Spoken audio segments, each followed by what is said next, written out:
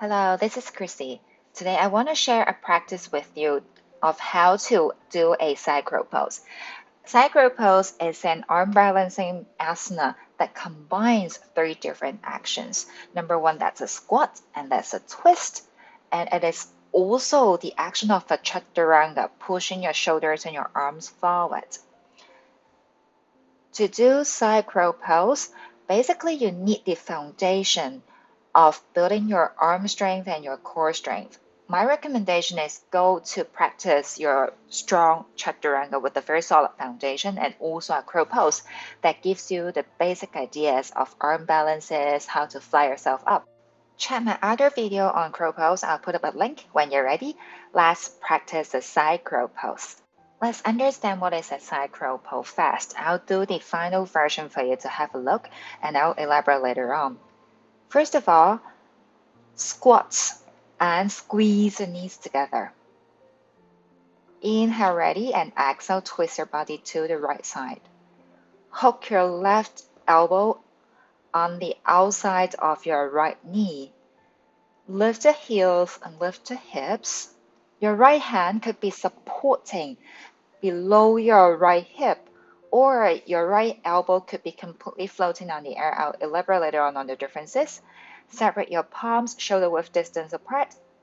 On an exhale, lean forward. Keep pressing the floor, lift both legs up. When you're ready, rest your feet back onto the ground. So this is how a side crow pose looks. To do the side crow pose, you basically need a lot of wrist strength, arm strength, shoulder strength, and the twisting sensation. Therefore, to prepare your body, we have to really work a lot on the core strength, combining that twisting action. Apart from that, you have to also learn that Chaturanga position, which is to from straight arm and bend elbows to enter into a bend arm, bend elbow position. So let's start with our preparation one, our first drill. Let's work on the twist. Left leg forward, right leg back on a low lunge position. Left heel right below your left knee. You can tuck your right toes, take an inhale and exhale. Press your right elbow against the outside of your left knee into a twist. Inhale, lengthen your spine and exhale, twist a little bit more. Squeeze the belly in to create that spinal twist. Imagine that your chest is going to touch your thumbs. Hold it there. When you're ready, inhale back, exhale, release the hands, and change to the other side. Right leg forward, left leg back, left knee on the mat. Relax your toes or better tuck your toes for better support. Use your right hand to support. Inhale, lengthen your left arm to the right, exhale, twist. Press the outside of your left arm against your right knee. Take an inhale and exhale, squeeze the belly in and twist. Imagine that your chest is going to touch your thumbs and exhale, twist a little bit more. Ready? Inhale, center, exhale, release, and relax. This is how you prepare your body for a twist. And after that, let's work on a posture to combine the core engagement as well as the twist. So that would be similar to a Navasana position. We'll prepare a second drill, work on a Navasana position added with a twist. When you're ready, sit on the mat, lift your legs up. This is a Navasana. From here, we are trying to enter into a posture like a side crow but seated on the floor. So when you're ready, squeeze the knees really tight together. Keep your knees closely against each other. When you're ready, use your left hand to help yourself a little bit. To use your left hand to push against your left thigh. Inhale and exhale, twist the right elbow. Press the right elbow against the outside of your left knee. Keep pressing the elbow against your left knee and separate your palms like you are doing a side crow pose. Keep your left elbow closer to your rib cage. Take an inhale and exhale. Really press the right elbow against the knee so you're entering into a deeper twist. Inhale, center, exhale, relax. So by doing that pose, that's really tiring because you're engaging the core muscle a lot in order to maintain a balance in this seated position. And you're also engaging the twisting a lot. So let's work on the other side. When you're ready, squeeze the knees together, sit on the mat. Use the right hand to push the outside of your right thigh. Take an inhale and exhale. Twist and press your left elbow against the outside of your right knee. And separate your right hand and your left hand like you're pushing the floor. Your right elbow, keep it closer to your rib cage. Inhale, center, and exhale, release. So now you should be feeling the core muscle engagement.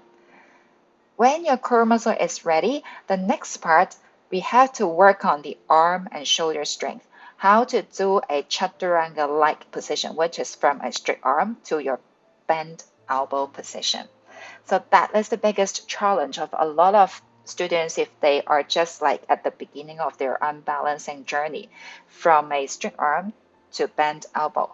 Once again, I have to remind that the good foundation of this is to work on your chaturanga a lot.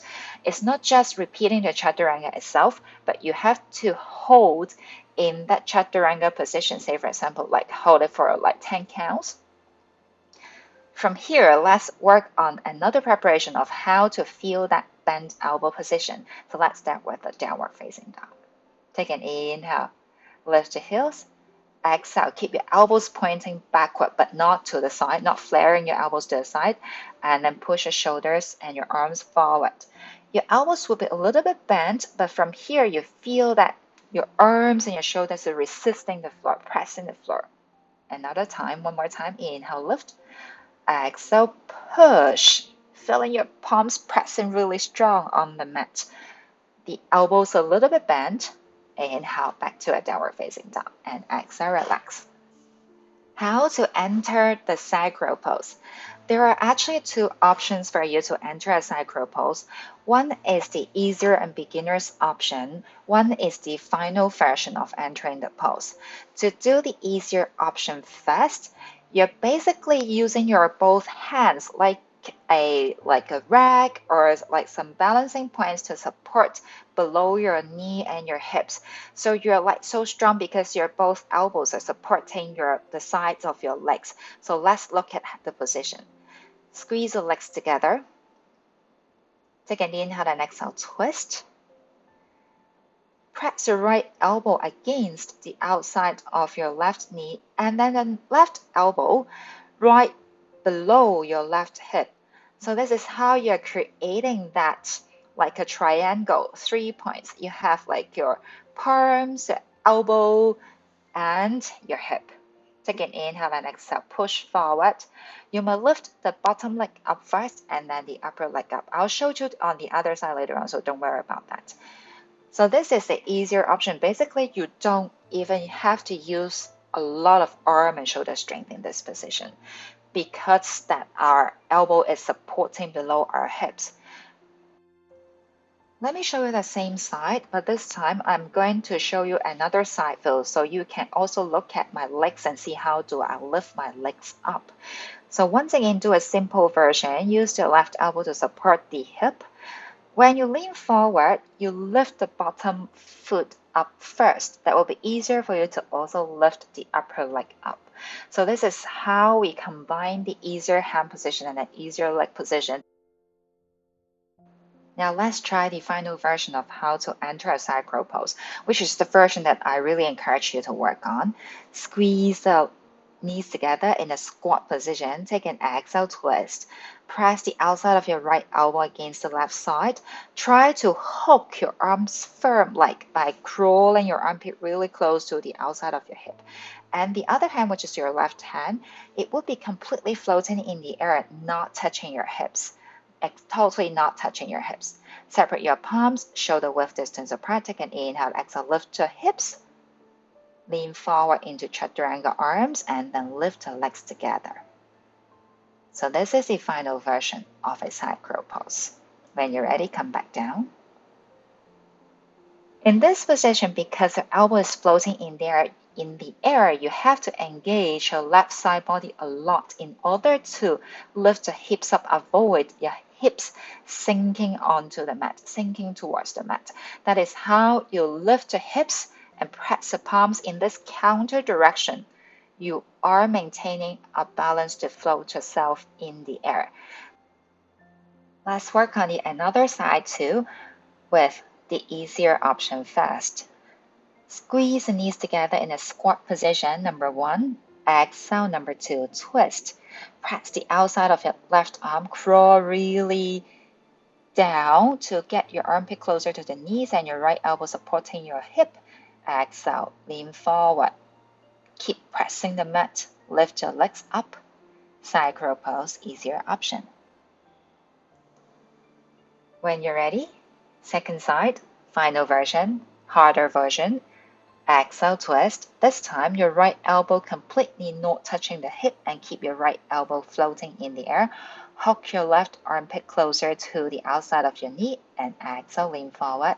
Lift both legs up. Keep pushing, pushing, pushing, and keep lifting your hips. Lift, lift, lift to maintain the balance. And relax. There are a lot of variations when we do arm balances. The next one, based on the sacral pose, we will learn how to do an EPK1 Ekapada Kundiyasana. So stay tuned to my next video on this variation. Remember, these sacral or EPK1, which I'm going to teach in my next video, these are asymmetric postures. Remember to practice both sides so we maintain a balance for our body. And my another tips is, usually we have stronger side and weaker side. Always practice the weaker side first. When you still have a lot of strength and you're so ready at the beginning of the practice, then you practice your stronger side. That's my tips of how to keep your practice going. I hope you enjoyed the practice with me today. If you have any question, leave me a comment. I'll see you next time.